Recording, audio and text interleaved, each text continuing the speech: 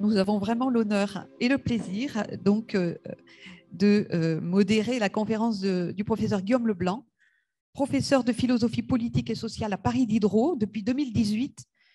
Il est auteur d'un grand nombre de livres et d'articles.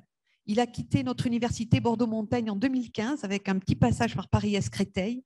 Il a fait partie de l'équipe qui a coordonné le master soins éthiques et santé, tout à fait au début avec Claudie Lavaux, et ensuite il en a eu une responsabilité un certain temps.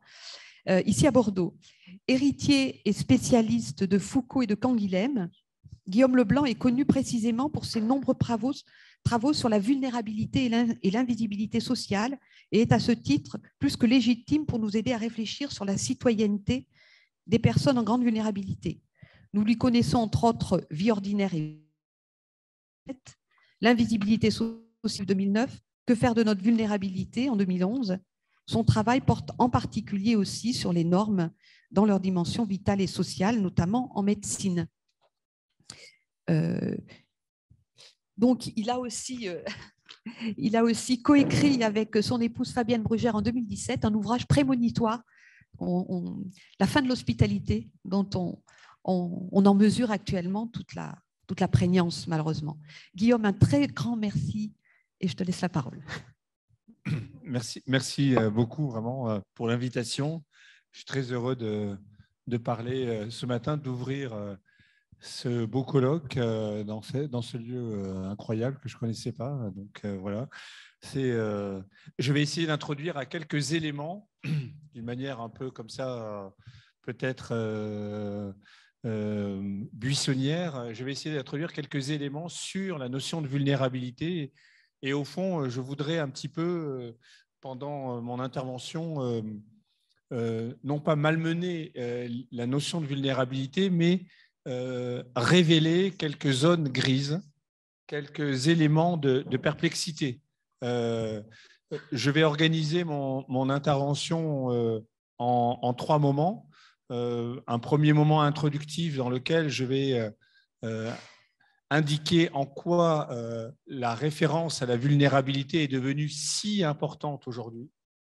Un second moment où je rentrerai vraiment dans le vif de cette catégorie dans laquelle nous sommes plongés, cette catégorie de vulnérabilité, et qui est proche et en même temps différente de celle de fragilité. J'essaierai d'expliquer pourquoi il y a cette différence entre la fragilité et la vulnérabilité. Ça me semble un point très important. Et puis, à la toute fin, je m'interrogerai sur justement la citoyenneté des plus vulnérables. Comment l'entendre? Voilà à peu près quel sera mon propos. Mais je voudrais tout de suite démarrer en faisant remarquer que nous sommes, d'une certaine manière, baignés dans la vulnérabilité. Nous assistons depuis plusieurs années à une montée en puissance de la catégorie du vocabulaire de la vulnérabilité pour analyser tous les domaines de la société. L'écologie, l'économie, la pathologie, la médecine, le handicap, la question des âges de vie, le travail, tout parle de vulnérabilité, tout revient vers la vulnérabilité, comme si, au fond, d'un seul coup, nous nous étions réveillés un beau matin vulnérables. Comme si, au fond, toute cette construction lente et historique des éléments de la protection sociale, puisque nous avons ici un spécialiste dans la salle, s'était brutalement, en quelque sorte, non pas évidemment fragilisé, mais n'avait pas pu juguler ce sentiment de vulnérabilité. Ce sentiment de vulnérabilité, il faut quand même remarquer que cette notion de vulnérabilité n'a pas toujours existé. Je trouve que c'est un des peut-être des acquis de la philosophie, c'est de questionner l'existence des mots. Au fond, les mots ne sont, pour parodier Michel Foucault, les mots ne sont pas les choses. Les mots construisent des représentations dans lesquelles nous finissons par baigner et qui finissent par nous faire croire à la chose. Qu'est-ce que nous entendons par le terme de vulnérable? Que se cache-t-il dans ce mot de vulnérable? Ce terme de vulnérable, en fait, on le trouve a une origine relativement récente.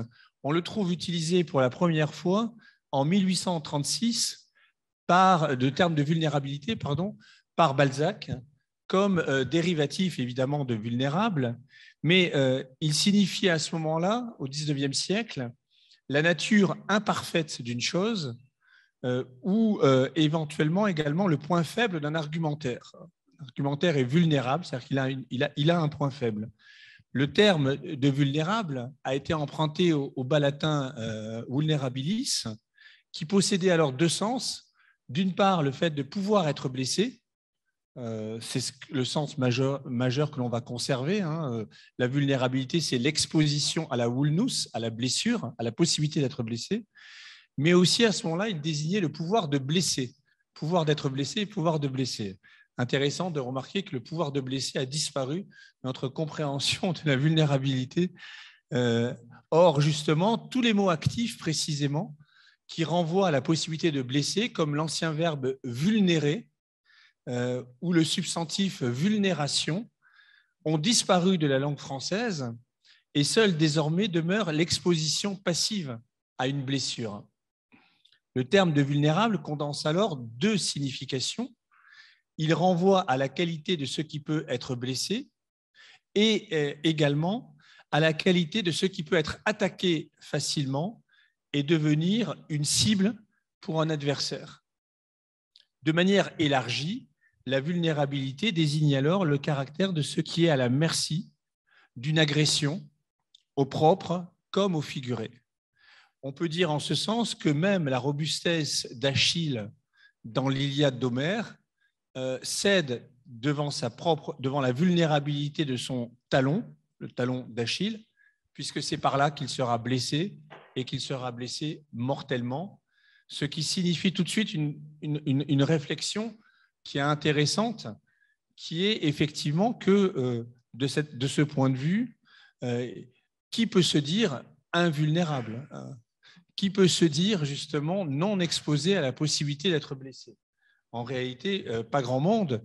Nous sommes une communauté de vie vulnérable, mais précisément, c'est ce qu'il faut penser. Historiquement, donc, il faudra attendre les années 1970-1980 pour que le terme de vulnérabilité soit consacré à partir d'un usage extrêmement répandu dans les études nord-américaines. Il est spécifié en particulier dans des études interdisciplinaires qui portent sur les domaines du développement, de la santé publique, du climat, de la sécurité, de la géographie, de l'écologie politique. L'un des problèmes majeurs qui se pose alors est celui de la mesure de la vulnérabilité. La mesure de la vulnérabilité en vue d'en réduire les principaux risques. C'est ainsi qu'on détermine des zones vulnérables, c'est ainsi qu'on détermine des lieux de vulnérabilité. Les grands organismes internationaux comme la Croix-Rouge s'y réfèrent abondamment pour mesurer les degrés de fragilisation des individus et des populations face aux risques, aux chocs et au stress, ainsi que les réponses à apporter en termes de santé, de migration, de réduction des risques, etc. Il s'y réfère également pour légitimer des interventions au nom des droits de l'homme. La conviction, en effet, se fait très vite jour que les individus sont inégaux dans leur exposition au risque, qui dépend largement de leur situation nationale, géographique, de leur classe sociale, de leur genre, de leur identité ethnique. Et donc, ce qui est très intéressant, c'est que ce terme de vulnérabilité, au départ, justement, c'est un terme qui s'est répandu dans le vocabulaire à partir d'un point d'origine qui était vraiment la question des droits de l'homme. En effet, c'est pour permettre aux organisations non gouvernementales, aux ONG d'intervenir dans des lieux spécifiques, à Haïti ou ailleurs, que l'on a commencé à parler de lieux vulnérables, que ce soit d'un point de vue géographique, climatologique, politique et en général d'ailleurs par des facteurs croisés. Et ce n'est que dans un second temps que l'idée de l'intervention s'est élargie à d'autres domaines que les ONG. Je trouve que c'est vraiment important que de comprendre que la notion de vulnérabilité a été posée comme un diagnostic sur des populations en vue d'une intervention pour lutter contre ce type de vulnérabilité. Autrement dit, ce n'est pas un terme que l'on pose comme ça simplement. On qualifie une situation de vulnérable pour intervenir, pour corriger. L'idée même de la politique correctrice, entre guillemets, est intimement liée au diagnostic donc, de la vulnérabilité que l'on peut faire. On parlera alors de vulnérabilité environnementale pour agir sur elle, de vulnérabilité sociale pour agir également sur un public identifié comme vulnérable, de vulnérabilité sanitaire, de vulnérabilité territoriale. Pardon. La notion de vulnérabilité qui a été mobilisée dans les années 70 s'est peu à peu diffusée dans l'ensemble du champ social, au point que sa mutation est assez extraordinaire à observer en quelques 50 ans, finalement, des années 70 à maintenant. Elle était au départ une catégorie critique. Il s'agissait de déterminer les zones de vulnérabilité pour intervenir sur elles. Elle est devenue aujourd'hui, cette catégorie, une sorte de référence, de référentiel même de nos existences. Elle est devenue une sorte d'évidence. Elle était un point de perplexité initiale. Elle est devenue une sorte d'évidence aujourd'hui, étonnante évidence qui veut que nous soyons finalement devenus vulnérables, au point que personne aujourd'hui n'oserait dire justement qu'il est précisément invulnérable. Et il semble loin le temps où, à l'instar de Macbeth dans Shakespeare, nous pouvions justement nous croire invulnérables et réclamer à notre ennemi mortel, Macduff, de faire, je cite Shakespeare, retomber sa lame sur des têtes vulnérables. Quelle tête n'est pas vulnérable aujourd'hui? C'est ça que je voudrais interroger. Pourquoi, au fond, la vulnérabilité est-elle devenue notre référence d'individus contemporains? Comment se fait-il que nous nous pensions aujourd'hui largement comme des individus vulnérables? Qu'est-ce que cela signifie? Et évidemment, on voit comment le déplacement de la catégorie est quand même assez extraordinaire. Là où il s'agissait au départ d'intervenir dans des lieux de vulnérabilité, de plus en plus, il s'agit aujourd'hui de penser les individus eux-mêmes, l'ensemble des individus, comme vulnérables. Comment comprendre ce changement de vocabulaire? Je dirais justement, ce sera mon second point, que la langue de l'autonomie, la langue de la référence à l'autonomie a cédé devant la langue de la vulnérabilité. Désormais, on le sait, les mots de fragilité, de précarité, de faiblesse, de défaillance, de vulnérabilité ont essaimé dans tous les jeux de langage contemporains. Et au fond, je crois que ce point-là doit être absolument interrogé.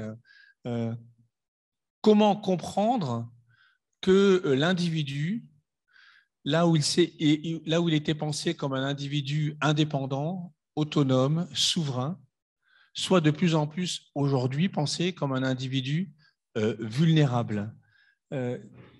On peut se référer à l'étymologie latine du mot individu, individere, ce qu'on ne peut pas diviser.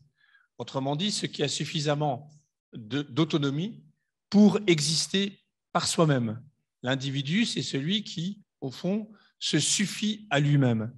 On sait très bien que la fiction individualiste, telle qu'elle a été analysée notamment par Louis Dumont, on sait très bien que la fiction individualiste nous a fait croire dans la réalité d'un individu séparé, d'un individu tenant le coup par lui-même, autonome, indépendant. Or, sur ce plan-là, la réalité de notre monde et tout ce que nous venons de traverser et que nous traversons encore la réalité de la crise actuelle de la Covid, avec les épisodes de confinement, déconfinement, reconfinement, redéconfinement, etc., nous a révélés profondément vulnérables et dépendants les uns des autres. La vulnérabilité, comme capacité d'être blessé, implique justement que nous sommes tous potentiellement blessables par un virus, par l'exposition à une forme de violence. Et c'est donc tout un paradigme de la philosophie de l'individu qui a changé. C'est tout un modèle de l'individu qui est désormais, je crois, par terre. Et c'est une nouvelle représentation de l'individu qui a à voir avec cette notion de vulnérabilité. Pour le dire de façon très rapide, et là je vais vraiment faire une espèce de représentation très schématique d'une certaine histoire de la philosophie. Depuis l'Antiquité grecque, dans le modèle occidental de la philosophie, l'individu a été pensé comme devant être souverain. La question de la souveraineté était absolument fondamentale. Au point d'ailleurs que quand vous interrogiez, je ne sais pas, par exemple, Platon dans un dialogue qui s'appelle l'Alcibiade, qui est un très beau dialogue sur le pouvoir, Alcibiade est un jeune un jeune citoyen d'Athènes qui a tout pour lui, entre guillemets. Il est très beau, il est très puissant, il est très riche, et il s'empresse de dire à Socrate qu'il veut gouverner les autres. C'est la tendance, oui, une tendance, c'est une lame de fond. Il veut gouverner les autres. Et Socrate le ralentit en quelque sorte et lui dit, attention, dans ce dialogue, si tu veux gouverner les autres, tu vas devoir apprendre à te gouverner toi-même. Il n'y aura pas de gouvernement des autres sans un gouvernement de soi. Si tu veux être souverain, tu dois être d'abord exercer par rapport à toi une certaine souveraineté. Ça, c'est un point très, très intéressant et très important de la représentation de l'individu. L'individu existe s'il est capable de maîtriser ses passions, de se rendre indépendant à l'égard de ce qui ne dépend pas de lui.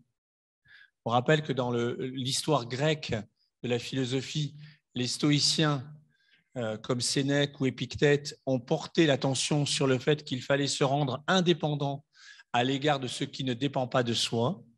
Je ne sais pas, par Épictète, par exemple, donne un exemple extrêmement concret de cela. Il dit dans son manuel, si tu veux aller au bain, si tu veux aller te baigner, c'était d'actualité il y a quelques jours avec la chaleur qu'il y a eu, si tu veux aller te baigner dans une piscine, tu dois te préparer à ce qui va t'arriver dans cette piscine.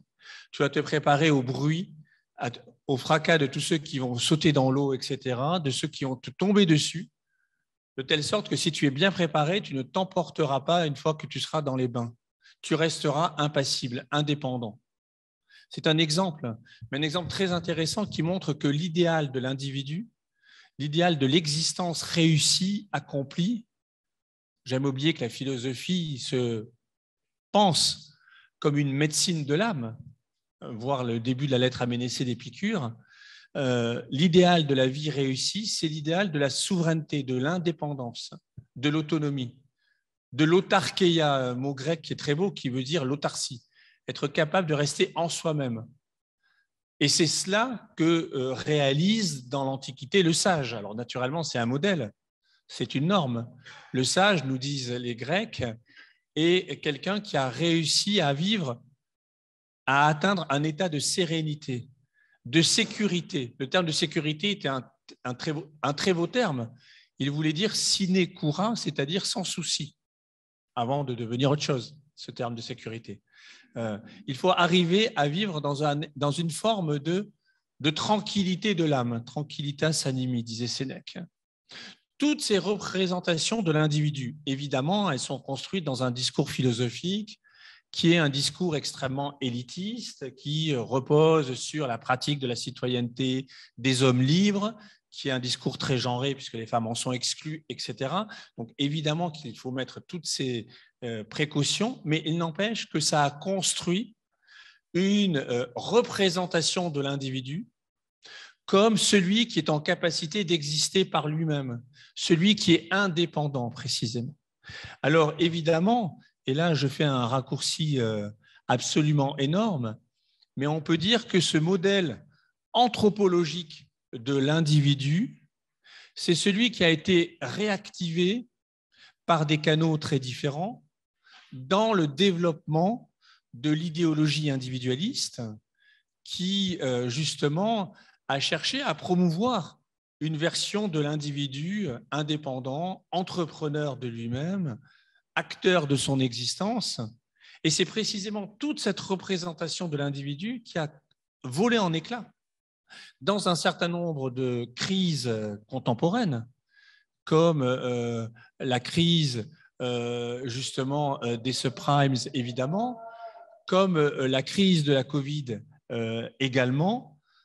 Mais on peut dire que sur le plan de l'histoire des idées, cette représentation de l'individu avait déjà volé en éclats, puisque dans le champ des sciences sociales, de la sociologie en particulier, si on se réfère aux travaux du sociologue Robert Castel, dans les métamorphoses de la question sociale, Robert Castel nous explique très bien comment il existe, c'est une expression qu'il utilise dès le début, dès son introduction, une vulnérabilité de masse qui fait que les individus sont largement dépendants des conditions sociales par lesquelles ils peuvent exister.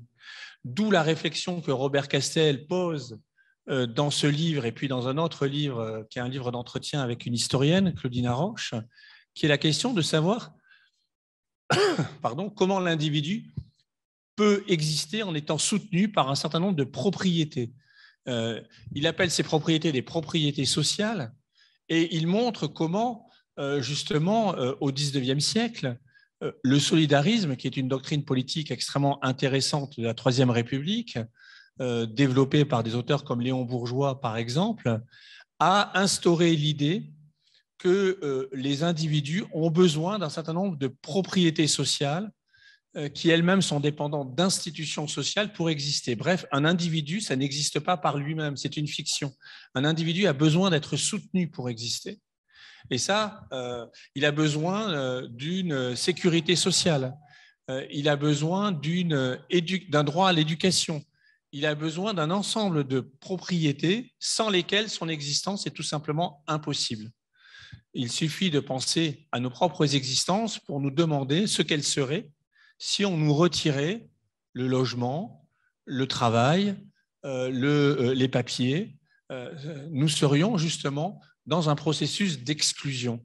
L'exclu, entre guillemets, même si c'est un terme que Robert Castel n'aimait pas trop, l'exclu, c'est cet individu négatif qui perd progressivement, une à une, toutes ses propriétés. Et le constat de Castel, c'est que nous sommes dans une société dans laquelle, justement, de nouvelles formes de fragilité, de nouvelles formes de précarité, de nouvelles formes de vulnérabilité sont en train d'émerger parce que, précisément, l'existence sociale fait que nous ne sommes plus assurés de posséder l'ensemble de ces propriétés sociales.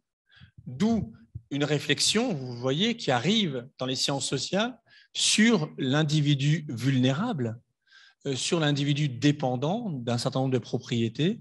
Et on peut dire que cette réflexion, elle a été complétée, si je peux parler ainsi, dans un raccourci là aussi très grand, dans le champ de la philosophie et de la psychologie, par tout ce qui s'est développé autour des éthiques du prendre soin, ce qu'on appelle de ce qui s'est appelé les éthiques du care, du prendre soin, qui ont largement montré comment les individus sont dépendants des relations de soins pour exister comme individus, ce qui les expose du coup à une forme de vulnérabilité première, presque primaire, de savoir comment exister lorsque ces relations de soins ne sont pas soutenantes, ne sont pas présentes. Et ici, je renvoie aux travaux aux États-Unis de Joan Tronto dans Un monde vulnérable, ou en France, effectivement, de Fabienne Brugère, qui a particulièrement travaillé sur ces questions. On voit donc que notre représentation de l'individu est devenue une représentation de l'individu vulnérables, exposés à des formes de dépendance qu'il ne peut plus effacer. Et je dirais que cette représentation, elle s'est vraiment imposée, je terminerai mon deuxième point par là, elle s'est vraiment imposée dans la crise actuelle, la crise de Covid que nous avons traversée. Ce qui était extrêmement intéressant à observer, c'est que on pouvait penser que avant cette crise de Covid, que les épidémies étaient d'une certaine manière toujours les épidémies des autres pays, des pays entre guillemets en voie de développement. Et voilà que on pouvait penser que notre médecine était suffisamment puissante pour nous protéger, nous sécuriser. Et voilà que cette représentation du partage entre eux et nous, entre un tiers monde et un premier monde, cette représentation de ce partage entre les uns que nous pensons être et les autres, que nous avons éloignés de nos représentations de notre monde occidental, la représentation de ce partage s'est complètement effondrée. L'épidémie des autres est devenue notre épidémie. La vulnérabilité des autres est devenue notre vulnérabilité. Et nous nous sommes révélés profondément vulnérables. Moi, l'une des questions qui me passionne actuellement, c'est de savoir ce que nous faisons de cette vulnérabilité. Est-ce que nous en tirons une réflexion suffisamment puissante pour changer nos manières de vivre en société, pour expérimenter d'autres formats sociaux de développement vis-à-vis des personnes âgées, vis-à-vis des personnes malades, vis-à-vis, entre guillemets, des précaires, vis-à-vis de tout le monde? Ou est-ce que nous revenons au monde d'avant? J'ai beaucoup, personnellement, aimé ce moment où, justement, on a expérimenté que ce qu'on a appelé les premiers de corvée étaient peut-être plus importants que ceux qu'on a appelés les premiers de cordée. Il y a eu un bref moment où on s'est rendu compte, d'où les applaudissements de tous les soirs, où celles et ceux qui prenaient soin des autres, personnel médical, infirmiers, mais aussi tous les métiers de service, de la boulangerie aux éboueurs, etc., ces métiers-là étaient absolument centraux. Quand nous étions tous au-dedans de nos confinements respectifs, celles et ceux qui étaient au-dehors et qui prenaient soin de nous rendaient notre vie possible. Qu'avons-nous fait de cette expérience-là? Est-ce que nous l'avons vraiment réfléchi? Est-ce que nous ne sommes pas en train de revenir au monde d'avant, dans lequel nous continuons à nous croire invulnérables? C'est dans lequel nous continuons à nous croire indépendants, dans lequel nous oublions toutes ces petites mains, entre guillemets, qui prennent soin de nous. C'est ce que je me permets d'appeler, c'est ce que nous avons appelé dans un livre qui est paru il n'y a pas longtemps avec Fabienne Brugère, Le peuple des femmes, le syndrome de l'oncle Vania. Le syndrome de l'oncle Vania, c'est quoi? L'oncle Vania, c'est la pièce de Tchekhov qui est superbe. Et dans l'oncle Vania, on a le portrait d'un professeur qui est absolument horrible.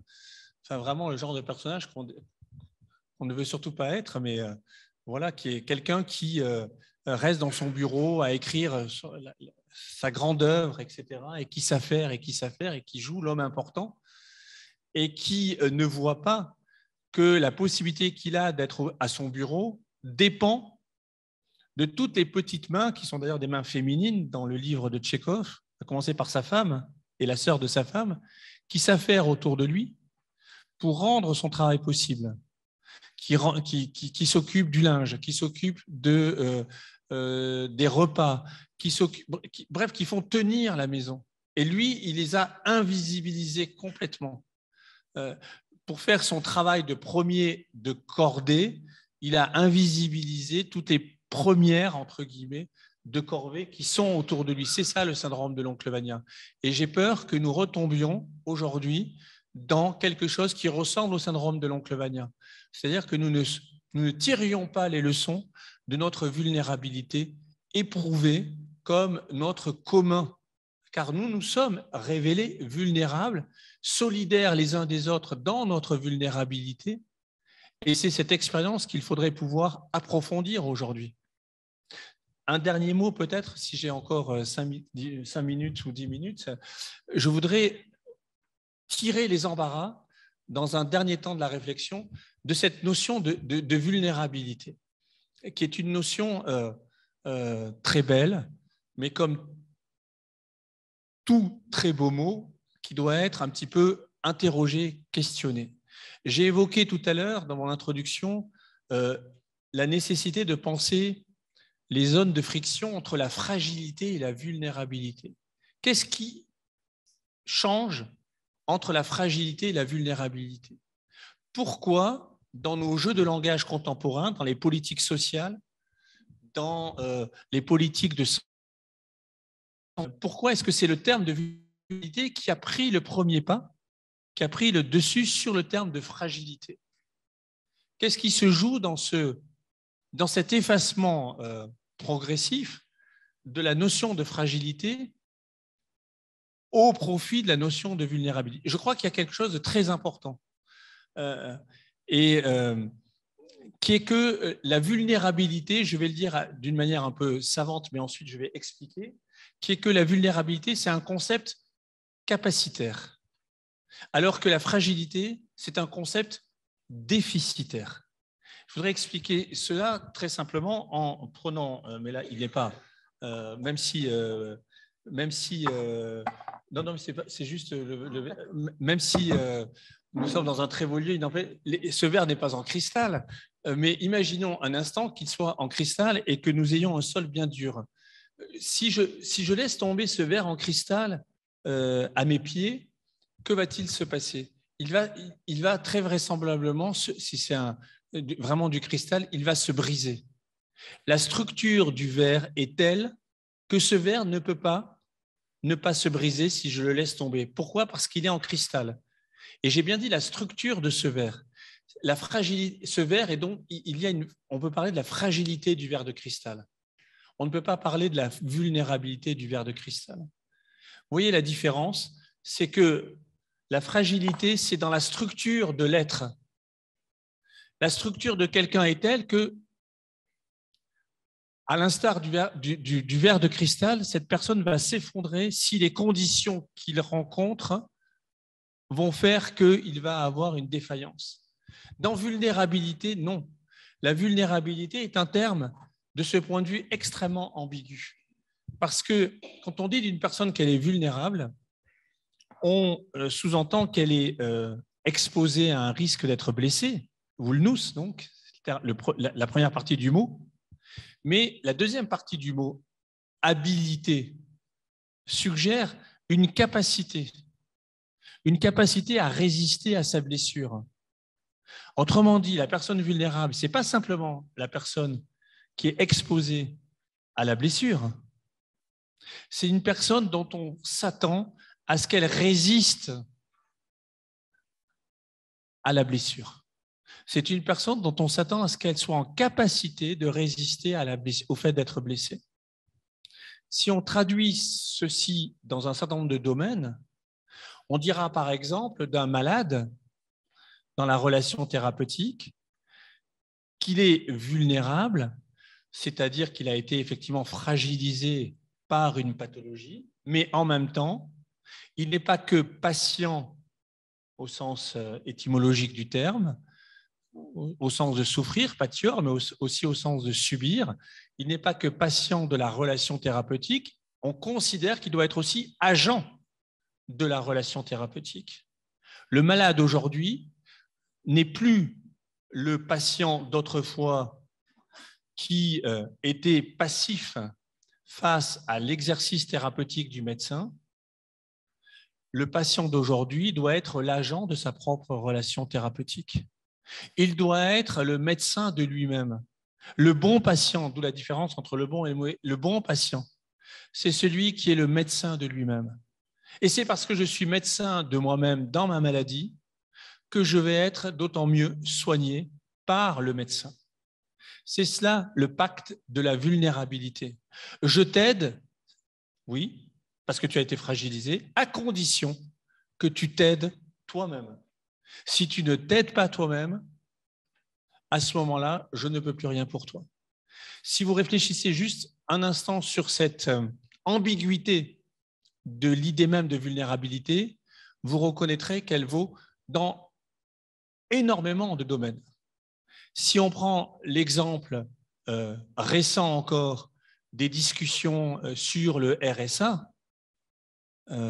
l'idée que quelqu'un qui est bénéficiaire du RSA devra faire tant d'heures de travaux d'intérêt général, vous voyez qu'on a la même logique. Je t'aide, tu bénéficieras d'une aide, à condition que tu montres ta capacité à vouloir t'en sortir par toi-même, à condition que tu actives des compétences.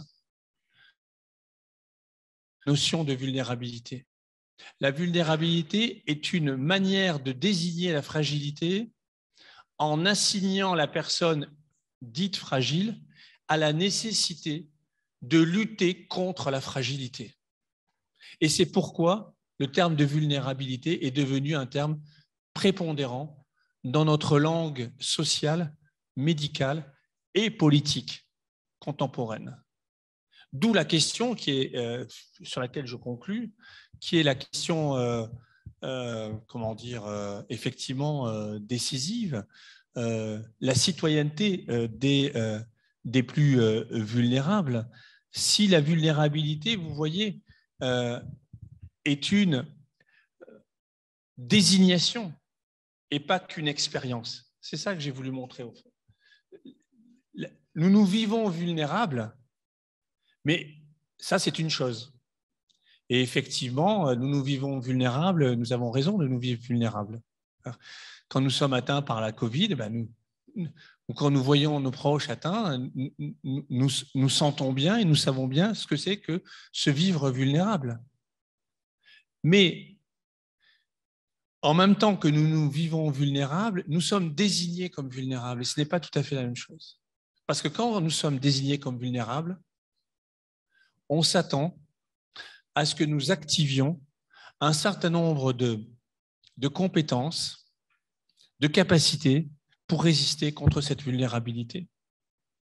Et pour moi, ça, c'est un point extrêmement important, car je crois vraiment que si j'élargis le propos autour de la question sociale, je pense que la question sociale d'aujourd'hui, elle se pose sur cette frontière-là, entre la fragilité d'un côté et la vulnérabilité de l'autre. Aujourd'hui, le soutien social porte sur les vulnérables, mais ne parvient plus à porter sur les fragiles, c'est-à-dire des personnes qui ne parviennent plus à activer leur capacité à lutter contre ce qui les fragilise ou qui n'en ont plus envie, même tout simplement. Si vous avez vu le film de Ken Loach, Moi, Daniel Blake, vous vous rendez compte de quelqu'un qui justement finit par lâcher. Tant il lui est demandé d'activer des compétences, de se développer dans les méandres d'Internet, de l'administration, etc. Au fond, sa seule dignité d'être humain, c'est de sortir de toutes ces formes de soutien, quitte à se vivre non plus comme vulnérable, mais à être quelqu'un mis de côté, c'est-à-dire quelqu'un qui n'intéresse plus le système entier, quelqu'un qui pourra être défini négativement comme quelqu'un de fragile. C'est ça la nouvelle question sociale d'aujourd'hui, en un certain sens. C'est ce partage entre la fragilité d'un côté et la vulnérabilité. D'où les deux questions. Que faisons-nous de la fragilité aujourd'hui? Comment redonner sens et dignité à la fragilité, par-delà la vulnérabilité?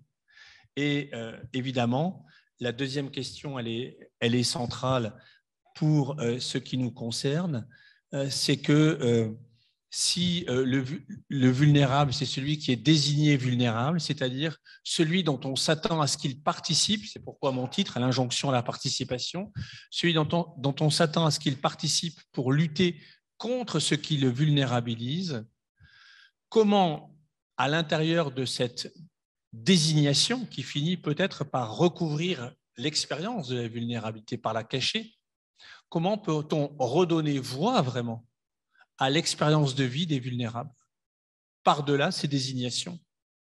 Qu'est-ce que c'est qu'entendre les récits des vies vulnérables au-delà des attendus que nous avons en tant qu'institution et qui pèsent sur ces vulnérables. Une sociologue, Dominique Mémy, avait parlé d'autobiographie d'institution. L'expression est très forte et très belle, c'est-à-dire qu'effectivement, la différence entre les confessions de Jean-Jacques Rousseau et les confessions d'un contemporaine, d'un chômeur, de quelqu'un qui touche le RSA, d'un malade même, c'est que Jean-Jacques Rousseau, il invente son pacte autobiographique avec le lecteur. Il écrit ce qu'il veut de sa vie. Et il dit au lecteur, croyez-moi, voilà le récit vrai, en quelque sorte, de ma propre existence. Le problème aujourd'hui, c'est que plus on est vulnérable, plus on vous demande de produire le récit de votre existence, et vous devez le faire selon les attendus de l'institution qui vous demande ce récit. Et plus donc votre récit est fabriqué par rapport aux attendus de l'institution. Il n'y a qu'à voir aujourd'hui, dans une forme de vulnérabilité extrême, ce qui arrive aux migrants, qui doivent en permanence raconter le récit de leur migration dans l'espoir d'avoir un statut de réfugié. Il n'y a qu'à voir comment, du coup, on a des passages obligés, l'enfermement en Libye, etc., pour tous les migrants du monde, parce que ce sont des attendus estimés tels par les migrants.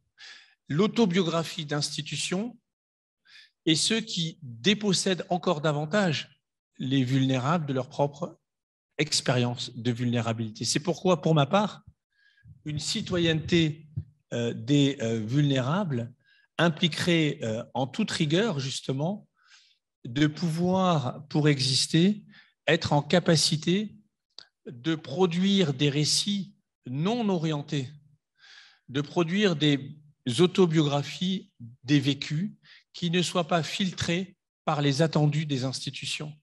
Cela n'est possible que si des institutions, entre guillemets, ou d'autres institutions développent des structures auditives, on en a parlé, vous l'avez évoqué tout à l'heure, suffisamment accueillantes, hospitalières, pour redonner voix, pour réentendre la voix de celles et ceux dont on dit qu'ils sont sans voix, mais dont la voix en réalité a été justement capturée par les attentes très violentes de l'institution.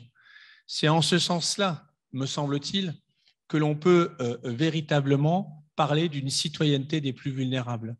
On peut parler d'une citoyenneté des plus vulnérables si on se met à l'écoute de leurs propres récits de vie, qui sont des récits des épreuves, comme dirait Rosan Vallon, de leur propre vie. Et c'est précisément parce que le récit de ces épreuves de vie des plus vulnérables n'est pas écouté, n'est pas appréhendé, qu'il y a, oui, un sentiment d'être méprisé, un sentiment d'être invisibilisé, et donc un sentiment de ne plus exister à l'intérieur de la cité. Le risque de la vulnérabilité, c'est que finalement, elles finissent par effacer le droit de cité des plus vulnérables, qui est un droit de cité absolu et sur lequel on ne peut pas transiger. Voilà, je vous remercie pour votre écoute.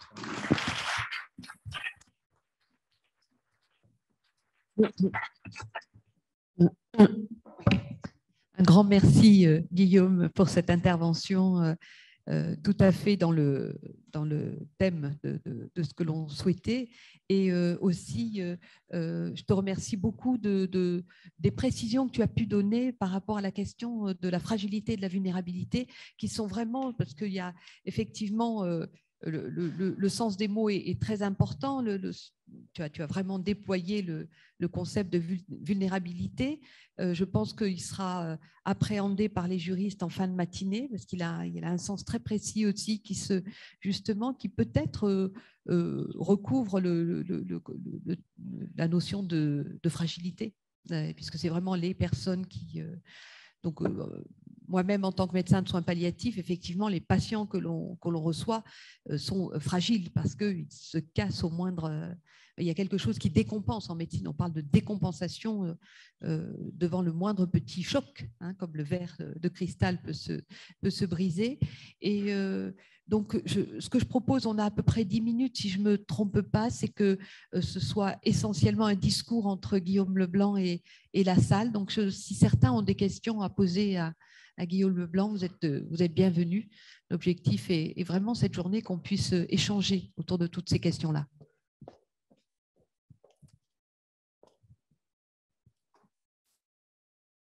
Si vous pouvez dire votre nom et votre profession pour un peu situer le discours qui est proposé, la discussion qui est proposée. Donc, bonjour à tous et merci du coup pour l'intervention. Donc, moi, Laure Gulot, je suis psychologue au sein de dispositifs qui sont en EHPAD, mais qui sont destinés à des personnes âgées à domicile, notamment des personnes atteintes de maladies neurodégénératives et leurs aidants. Moi, je me posais la question, là, quand je vous entends, de la place de la mort dans la société et de son lien, en fait, avec ces questions sur la vulnérabilité et la fragilité.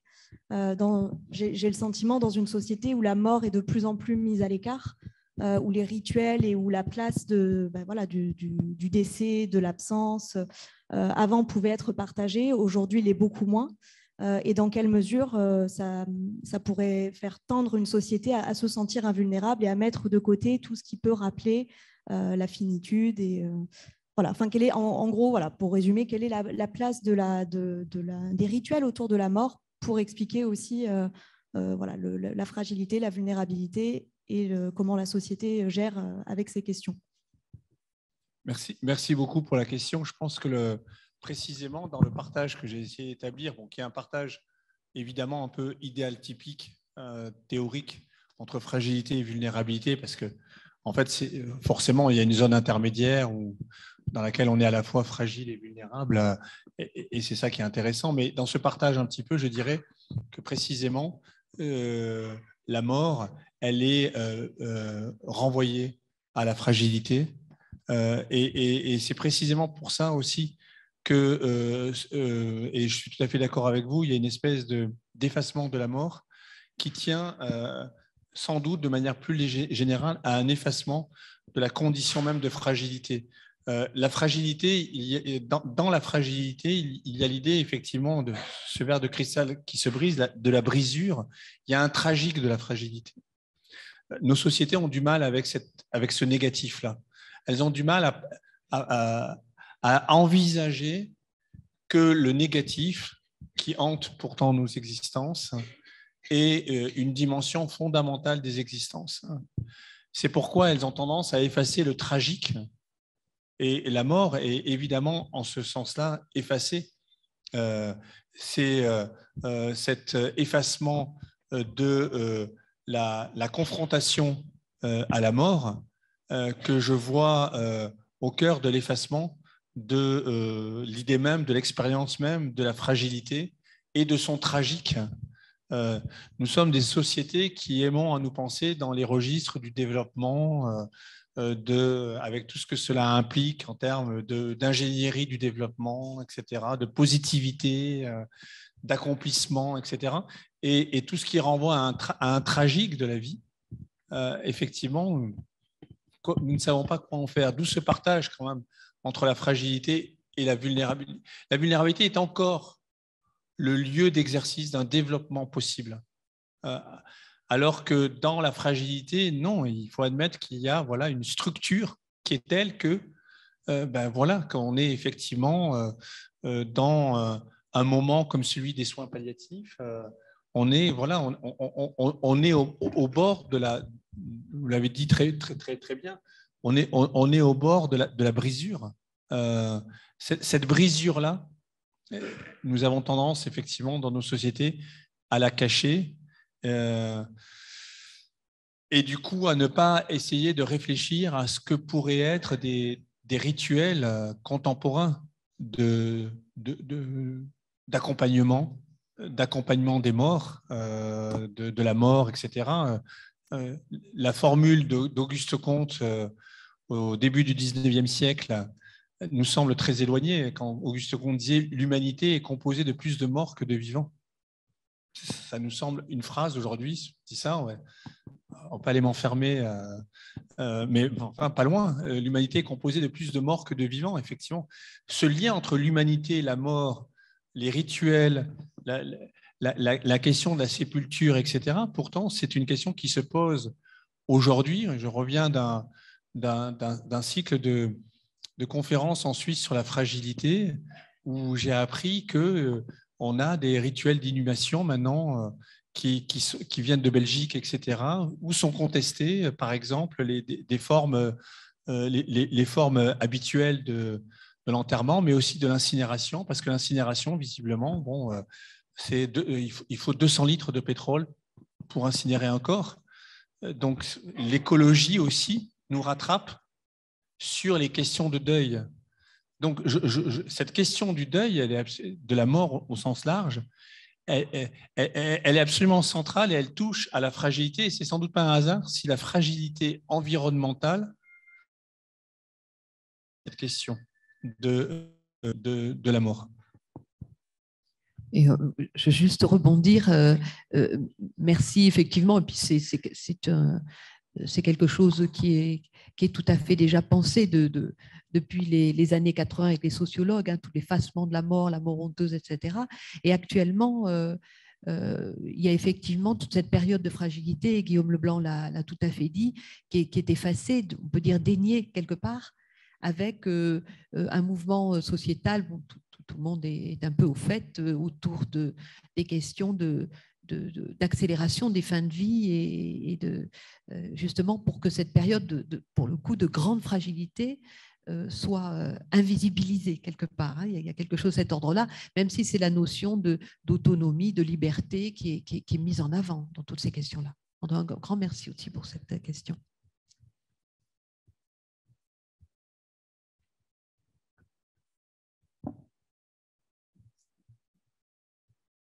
Bonjour, je m'appelle Pauline Robert, je suis médecin anciennement généraliste libéral et puis maintenant en fonction publique territoriale, donc avec des publics vulnérables, là pour le coup. Ce que vous dites sur la différence entre fragilité et vulnérabilité, elle me semble compliquée à l'épreuve de la mise en pratique quotidienne. Hein.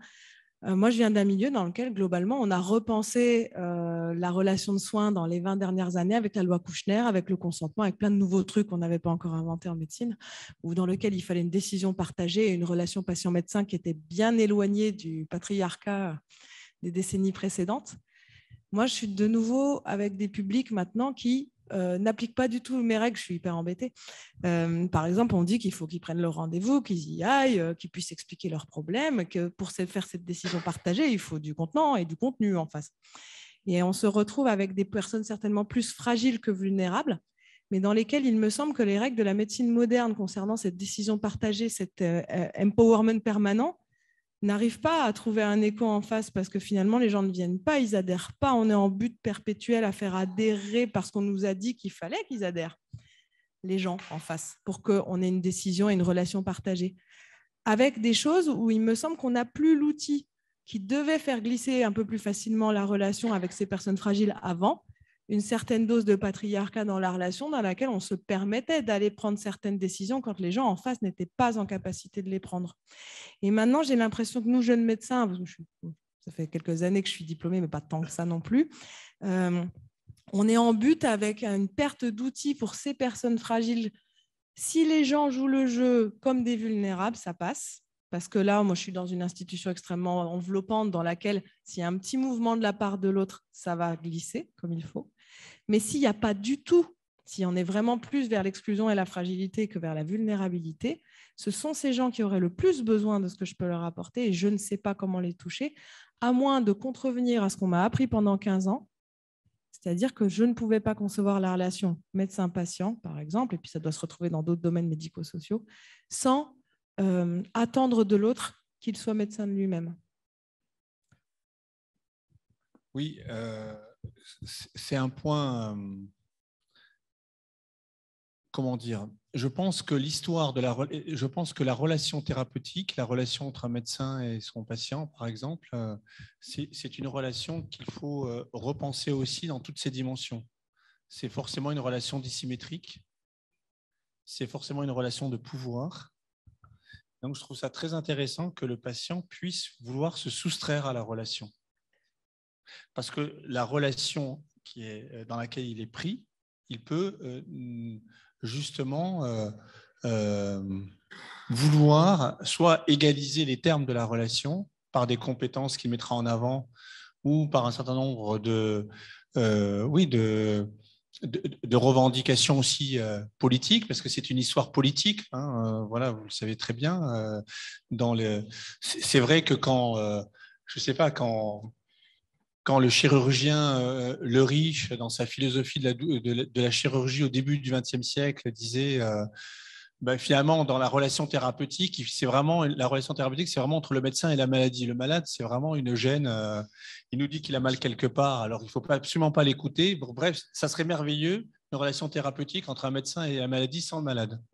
Donc le malade, ça a toujours été une gêne dans la relation thérapeutique. Et je trouve très intéressant qu'au XXe siècle, progressivement aussi par des histoires politiques de la relation thérapeutique, que ce soit à d'autres moments extrêmement, la question de la relation de pouvoir entre médecin et patient a été vraiment mise en avant. Donc la cité médicale, c'est un ensemble de rapports de pouvoir. Et donc, dans ce contexte-là,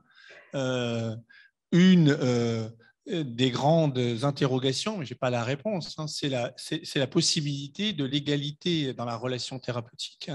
Qu'est-ce que c'est qu'être dans une relation de soins qui soit la moins dissymétrique possible, qui soit la plus réversible possible? Et dans ce contexte, comment le patient peut-il s'y prendre pour éventuellement développer une critique de la relation thérapeutique dans laquelle il est pris et comment il peut faire pour être écouté en tant que tel. Donc, ce n'est pas pour contredire votre propos que je dis ça, c'est pour effectivement l'appréhender à l'intérieur d'un ensemble de réflexions qui portent faussement sur l'idée du consentement, parce que le consentement du malade ne permet pas de rendre compte de la nature du pouvoir qui est en jeu dans la relation elle-même. Et donc, c'est très intéressant aussi de ne pas considérer que les attitudes, voilà, c'est ça que je voulais dire, de considérer que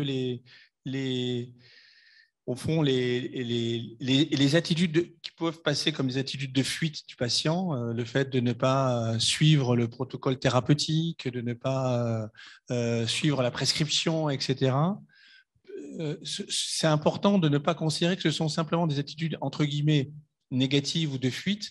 Ça peut aussi être des attitudes de restauration d'une dignité éprouvée comme perdue dans la relation thérapeutique.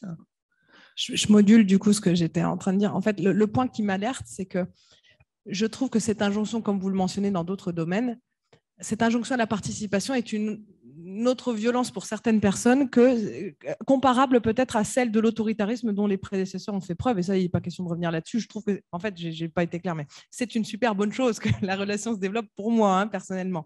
C'est juste qu'il y a certaines personnes, quand on est dans l'injonction de leur dire, mais participez, quoi. Le classique, en n'importe quelle consultation, c'est « je ne suis pas, c'est vous le docteur ». Qui remet les choses, c'est une prise de pouvoir quand même, d'une certaine manière, qui dit démerde-toi. Mais c'est un pouvoir de la part de la personne. Simplement, je ne sais pas, moi, comment réagir après quelques années d'évolution sur ce mode-là, quand les gens ne s'en saisissent pas, parce que c'est un enjeu de pouvoir, bien sûr, pour moi, ça m'empêche un peu de travailler, mais l'idée, c'est comment on arrive, est-ce qu'il faut réinjecter une certaine dose d'accompagnement un peu plus soutenue, c'est-à-dire rappeler aux gens être plus investis là où d'habitude on dirait il prend ses propres décisions et je l'accompagne, mais je n'irai pas au devant de ce qu'il n'est pas capable de faire. C'est cette modulation avec ces fragiles spécifiquement qui m'interpelle parce que je pense que l'évolution récente n'est pas à même de les accompagner correctement. Ça, je suis complètement d'accord avec vous et je pense qu'il faut quand même prendre garde que justement. Il faut avoir constamment en tête, c'était un peu le sens de mon intervention, qu'il y a une violence dans l'injonction à la participation de celui qui est en état de fragilité. C'est-à-dire qu'au fond, être fragilisé, être vulnérabilisé, ça peut aussi impliquer de ne plus désirer participer à son propre rétablissement, à sa propre résilience, entre guillemets. Et c'est pour ça que le rôle, à mon sens, de ce point de vue du soin, au sens général du terme, ce n'est pas de présupposer une capacité dans la personne qui est éprouvée comme vulnérable, c'est plutôt de voir ce qu'il est possible de faire par rapport à une personne dans la manière dont cette personne existe réellement. Je crois vraiment que le soin doit être modeste et qu'il ne doit pas être totalitaire. Je pense vraiment que le soin doit être le plus accompagnateur possible et le moins prescripteur possible. Et ça induit que de réfléchir quand même aux présupposés extrêmement violents, selon lesquels on considère que prendre soin, c'est à condition que celui dont on prend soin active un pouvoir d'agir, un empowerment, entre guillemets, car à condition qu'il y ait un empowerment, je pense que ce schéma-là, qui est un schéma très néolibéral, dans lequel, au fond, on demande aux plus faibles de se débrouiller par eux-mêmes, hein, et ça, c'est très, entre guillemets, commode, parce que si on demande aux plus faibles de se débrouiller par eux-mêmes, les institutions n'ont plus besoin de soutenir les plus faibles, et elles peuvent même être précarisées. Et donc, dans un schéma néolibéral complet, on peut très bien penser que le soin est une compétence du vulnérable et qu'il n'y a plus besoin d'institutions de soins et qu'il n'y a plus besoin de prendre soin des institutions de soins. Moi, je pense qu'il faut renverser ce schéma-là, qu'il faut prendre soin des institutions de soins, dont on voit comment elles sont malmenées aujourd'hui à tous les niveaux, hein, et que c'est à la condition qu'on prenne soin des institutions de soins qu'on pourra en retour être dans une perspective d'un soin accompagnateur et pas d'un soin prescripteur, justement. On va terminer sur cette, de mon point de vue, magnifique conclusion, parce que c'est vraiment bon, le sens du travail que l'on fait en soins palliatifs, d'accompagner justement les plus fragiles, et vraiment un très, très grand merci. Que le soin ne soit pas totalitaire, mais qu'il soit un accompagnement, et ça, on le gardera gravé dans nos esprits. Un grand merci, vraiment, Guillaume, et on l'applaudit.